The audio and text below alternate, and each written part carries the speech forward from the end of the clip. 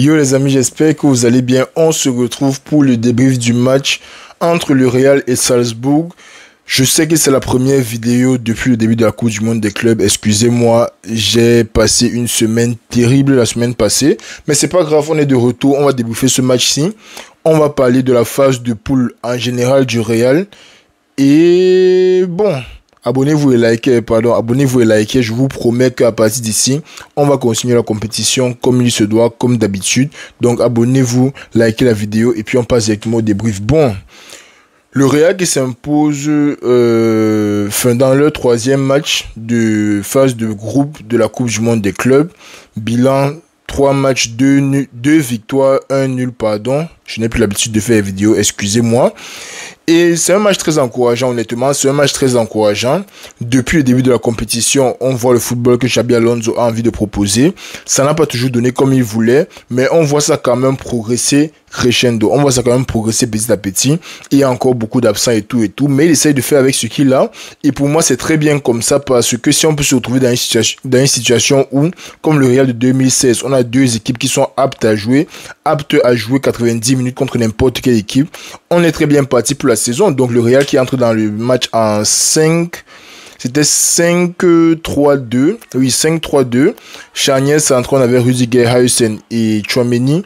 À gauche, Fran Garcia. À droite, Trent. C'est quoi avec les moustiques? Mais ils disent même les moustiques alors que ce sont les oiseaux. À droite, on avait Trent. Au milieu, on avait Ada, Bellingham et Valverde. Et devant, on avait Vinicius et Gonzalo Garcia. Bon. Le Real, en tout cas le Real de Xabi Alonso, que j'ai remarqué dans le match d'aujourd'hui surtout, ils ne vont pas te presser tout le match. Bon, déjà, ils pressent, ce qui est très bien. Ça fait plaisir de voir le Real presser de temps à autre. Mais ils n'ont pas l'air de vouloir te presser tout le match. Parfois, ils vont te presser et jouer très haut. Essayer de récupérer les ballons très vite. Essayer de se créer les occasions. Et par moments, ils vont te laisser avancer. Comptant sur leur défense à 5. Comptant sur les joueurs au milieu qui sont là pour aider. Bellingham qui est beaucoup plus bas sur le terrain. Valverde qui est plus bas sur le terrain. Ada Güler qui est là pour aider tout ça. Ils comptent sur ces trois-là de telle sorte que s'ils arrivent à récupérer le ballon, il y a Gonzalo Garcia devant et Vinicius devant qui sont prêts à courir. On leur fait une longue passe et c'est parti. En tout cas, c'est ce que moi j'ai remarqué sur le Real, sur le match-ci. Maintenant, mis à part ça, on a affaire à une toute autre équipe du Real, les amis. L'équipe du Real-ci, comparé à ce qu'on a vu en fin de saison passée, mais l'équipe-ci allait d'être en train de se transformer progressivement. Ça fait du bien de voir les joueurs faire tant d'efforts. Ça fait du bien de voir un Vinicius qui allait plus posé dans le jeu. Quand tu vois la différence entre le jeu de Vinicius cette saison et le jeu de Vinicius la saison passée, on dirait que la saison passée, on disait seulement que petit frère, place-toi bien. On te donne le ballon, tu te bats. Si Mbappé est là, tu lui fais la passe. S'il n'est pas là, tu essaies de dribbler, tu fais tes gris-gris, tu essaies de marquer. Cette année, ce n'est plus ça. Tu as un Vinicius beaucoup plus réfléchi dans son positionnement, dans son pressing, dans ses courses, dans ce qu'il fait avec le ballon. Il n'essaie plus trop de dribbler pour aller nulle part. Il réfléchit, il attend la bonne solution, il donne la bonne passe. Et c'est ce qu'on aime voir. Vinicius, on sait qu'il peut dribbler. Personne ne doute de son aptitude à dribbler et éliminer les joueurs. Mais par moment, quand tu essaies de trop dribbler, tu deviens prévisible. Et s'il y a un double, triple team sur toi, ça veut dire qu'il y a forcément d'autres joueurs libres devant quelque part dans le stade. Donc Vinicius qui a la présence d'esprit là de libérer les gens. On a vu le premier but arriver très vite, but de Vinicius sur une magnifique ouverture de Vinicius. Il avait Gonzalo Garcia à droite, il feinte comme s'il veut donner la passe, il ouvre sur le pied gauche et la finition est tout simplement magnifique. Honnêtement, le but de Vinicius, rien à redire, 5 sur 5, magnifique le but de Vinicius. Le deuxième but, pourquoi j'oublie celui qui a marqué le deuxième but? Ah oui, le deuxième but c'était un but de Valverde. Valverde qui a déjà 2 buts dans cette compétition. Si Valverde est aussi très intéressant sur Xabi Alonso, il n'est pas trop bas mais pas trop haut non plus. Il peut se servir de sa course quand il le faut, il peut se servir de sa frappe quand il le faut. On le voit tirer 3-4 fois par match, ce qui est encourageant, ce qui est plaisant à voir. Valverde qui vient marque son deuxième but. Le match qui est plié, honnêtement, c'était contre Salzbourg. On ne s'attendait pas à avoir une quelconque difficulté contre Salzbourg, si je veux être honnête. On ne s'attendait pas à avoir une très grosse opposition devant nous. On les a arrêtés en Ligue des Champions la saison passée, c'était 5-1 avec le Haram Ball d'Ancelotti. Avec le football de Xabi Alonso, c'était beaucoup plus maîtrisé, beaucoup plus précis. Il y a eu des phases de possession. En deuxième mi-temps, on a beaucoup reculé. Je me demande même pourquoi, mais on a beaucoup reculé en deuxième mi-temps. On a essayé de les prendre en compte. Ça a fini par marcher. Gonzalo Garcia, je suis très content pour lui. Il vient, il marque son but. Et le match est bouclé. Maintenant, si on parle des performances individuelles, honnêtement, Je n'ai pas grand monde à sortir du lot. Like si ce n'est Gonzalo Garcia qui fait un très bon job dans les déviations, dans les déplacements. Il n'est pas chiche, il n'a pas l'ego du strike. Alors il cherche vraiment à faire l'équipe gagner avant de sortir les stats. Si ce n'est pas lui, je ne peux pas vous sortir un nom notable de ce match. Il y a aussi Trent qui fait un bon match comparé à ces deux derniers matchs. Honnêtement, Trent, je pense qu'il monte aussi crescendo. Je pense que petit à petit, il trouve sa place dans cette équipe du Real Madrid là. J'apprécie beaucoup ce qu'il fait. Fran Garcia de l'autre côté qui est toujours dans l'effort, ça fait plaisir à voir. La défense centrale, Tchouaméni, Haasen et Rudiger. Il y a 2-3 trucs encore à régler. Désolé si j'ai envie de tousser. Désolé si je tousse dans la vidéo. Like, je suis un peu malade. Mais il y a 2-3 trucs à régler. Mais niveau défensif, c'est déjà pas mal. Ils peuvent mieux faire forcément. Courtois n'a pas non plus eu 1000 arrêts à faire, mais c'est beaucoup parce que les joueurs de Salzbourg n'étaient pas précis devant la cage. Mais la défense centrale qui est pas mal, c'est intéressant à voir. Les relances sont intéressantes, surtout quand tu as Ada et Bellingham devant toi. C'est intéressant à voir, donc on va voir ce que l'attaque s'y donne, on va voir ce que la défense donne, on va voir ce que le milieu donne pendant la saison. Là maintenant, on sent que Xabi Alonso est encore en train de trouver les automatismes, les bons automatismes. Les joueurs sont encore en train de s'habituer au style de football qu'il veut qu'ils jouent. Donc on attend voir quand ils auront une bonne pré-saison, quand ils auront vraiment le temps pour se préparer, on attend voir ce qu'ils vont proposer en championnat. Bon, maintenant qu'on a parlé de ce match, je veux parler des 3 matchs globalement. Quand tu regardes les 3 matchs globalement, déjà, en 3 matchs, on a encaissé que 2 buts, ce qui est bien pour moi. Ok, les gens vont dire qu'on n'a pas pu garder les clean sheet et tout. Premier match, on a encaissé un penalty. Deuxième match, c'était une déviation. Courtois a sorti un bête de match dans le deuxième match. Like, c'était incroyable. Et le premier match, tu vois que l'équipe était encore nouvelle, tu vois qu'il y avait des nouveaux entrants, tu vois que les gars essayaient encore de comprendre ce qu'ils font à l'entraînement, tu voyais qu'ils essayaient encore de trouver les automatismes. Ça a été dû contre Al Hilal qui a beaucoup dominé contre le Real, mais il y avait quand même 2-3 trucs prometteurs. Deuxième match, on arrive à Asensio qui prend un carton rouge de la 7e minute, ça plombe complètement le plan de jeu de l'équipe, mais subitement, tu as l'impression que l'équipe renaît de ses cendres, et comme d'habitude, c'est qu'on est en difficulté, qu'on commence à bien jouer. Le Real qui a très bien géré le deuxième match là, qui a encaissé beaucoup d'occasions, mais c'est aussi pour ça qu'on a un gardien de classe mondiale. C'est quand je t'appelle Real Madrid, tu dois être blindé à tous les niveaux. Heureusement pour nous, on a Courtois derrière. Donc malgré toutes les occasions qu'on a encaissées au deuxième match, honnêtement, offensivement, ça avait l'air d'être concis, construit, ça avait l'air de faire du sens. Moi, ça m'a beaucoup plu. Le fait que Tchouaméni puisse entrer en défense centrale, ça aide mais énormément, ce qui fait que tu n'as pas à gaspiller un changement et à sacrifier un joueur dès l'entrée de match, parce que tu sais que tu as des joueurs qui peuvent être polyvalents. Tu as un Tchouaméni qui rentre en défense centrale, tu as un Valverde qui se positionne devant la défense et tout va bien.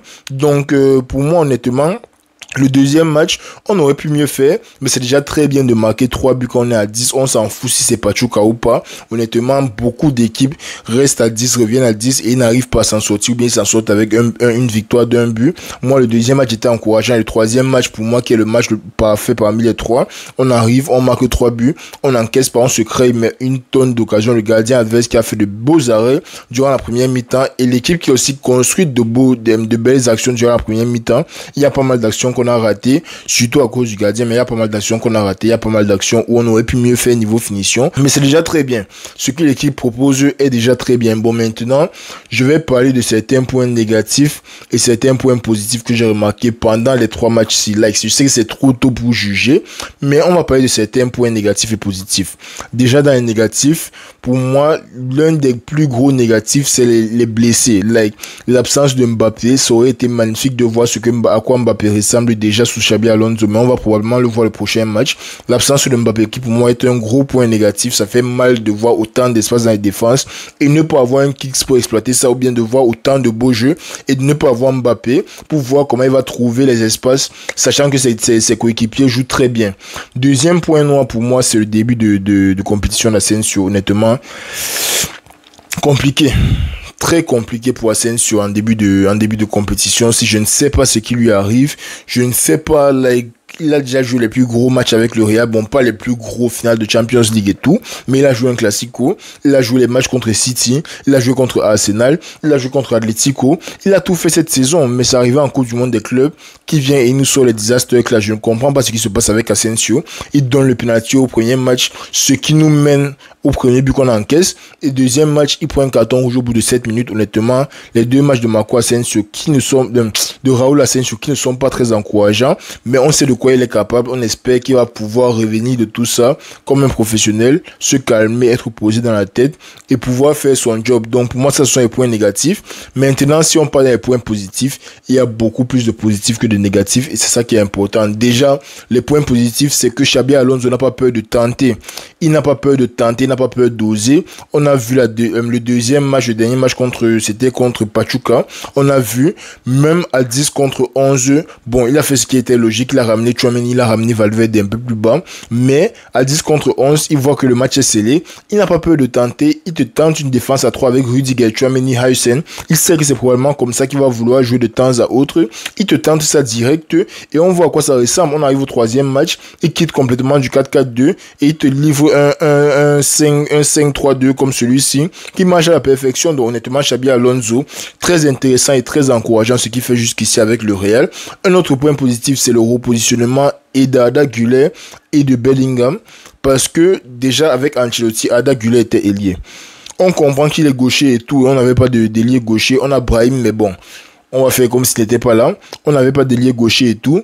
Mais mettre Arda Güler sur l'aile droite, pour moi, quand je vois maintenant, c'était un gâchis, mais vous n'en avez même pas idée. Arda Güler sur l'aile droite, c'était comme prendre un lingot d'or et aller mettre sur le fou. Il ne va jamais même vendre ça pour avoir l'argent. Il va peut-être essayer d'écraser ça pour fumer. Like Arda Güler au milieu de terrain, c'est une pépite comme je n'en ai pas vu depuis, mais depuis un bon moment. Un joueur créateur, un joueur qui lit le milieu à l'attaque. Honnêtement, Arda Güler, sur les 3 matchs qu'il a joué, cette phase de poule-ci, magnifique Arda Güler. J'ai hâte de voir ce qu'il va faire pendant la saison, quand il y aura l'effectif au complet, mais jusqu'ici, très plaisant ce que Arda Güler fait. Et le repositionnement de Belligol. Belligol, ok, il a fait une saison, il nous a marqué 9 buts en 10 matchs, ou je ne sais pas quoi là. Ce n'est pas son job.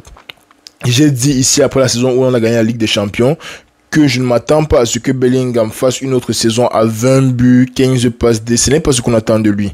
Ce qu'on attend de lui, c'est le travail défensif et son apport offensif de derrière. C'est bien beau qu'il soit souvent dans la surface, qu'il ait souvent tété, mais sachant que c'est un joueur aussi à vocation défensive qu'il est à vocation offensive, ou bien autant à vocation défensive qu'il est à vocation offensive, il fait beaucoup, mais beaucoup trop d'efforts dans le match et il se retrouve toujours le plus cuit après tous les matchs. Like, ça fait plaisir de le voir en poste de 8, là où il sort le ballon de la défense et il fait ça avancer. Il n'est pas obligé de taper les sprints devant parce qu'il sait que il y a les joueurs devant qui peuvent se gérer. Donc ça fait plaisir de voir Bellingham comme ça. Il est toujours très offensif, mais quand le jeu ne le demande pas, il ne se sent pas obligé de monter, sachant que si on perd le ballon, il va faire la course de 50 ou 60 mètres pour rentrer. Donc le propositionnement de Bellingham aussi pour moi, magnifique. Le pressing que instaure Xabi Alonso aussi pour moi est très important. Pour moi, c'est l'un des points positifs de ce Real. Parce qu'on a vu par moment l'année passée, ils essayaient de mettre le pressing comme dans le match contre le Barça, comme un peu contre Arsenal, mais ils n'ont pas vraiment mis le pressing. Mais surtout le match en finale de Copa del Rey contre le Barça. Deuxième mi-temps, on a un Real qui presse beaucoup plus, qui récupère plus de ballons, qui met le Barça en danger. Maintenant, c'est une constante. Maintenant, on sait qu'arrivé dans le match, le Real va essayer de mettre en place un pressing. Ça fait plaisir à voir. Ça fait mais vraiment plaisir de voir un Real qui s'adapte enfin au football moderne, parce qu'honnêtement, on va pas se mentir, depuis 2020, on joue un harambol qui n'est pas possible. Certes, on avait les bonnes tactiques, certes, on faisait ceci, cela, mais il faut aussi s'actualiser avec le ballon. Là, quand tu vois Diego Simeone qui joue son bus depuis 2014, il a gagné un seul trophée majeur avec Atlético, ça ne donne pas parce qu'il ne s'adapte pas au football que le monde du football actuel demande. Like, pressing, il faut presser, récupérer les ballons haut, essayer de te créer les occasions, et c'est exactement ce qu'on essaye de faire depuis le début de la compétition. Moi, je pense que ça ne va faire que s'améliorer à partir d'ici. Et le dernier point positif, c'est Fran Garcia. Vendez Ferland Mendy, je n'en veux plus.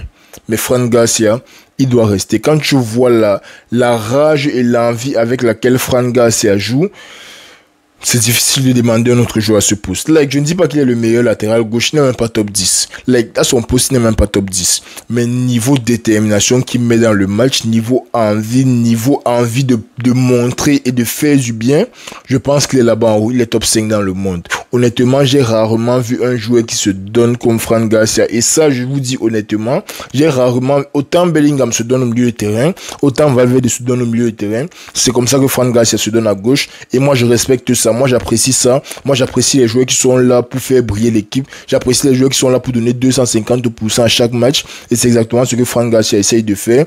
Moi, personnellement, depuis la saison passée, j'ai remarqué ça. Fran Garcia, c'est un gars qui fait énormément d'efforts. Et dans une équipe, tu as toujours besoin de ce genre de joueur. Tu sais que tu peux compter sur lui. Il ne demande pas forcément à être titulaire. Certes, tout le monde aimerait être titulaire.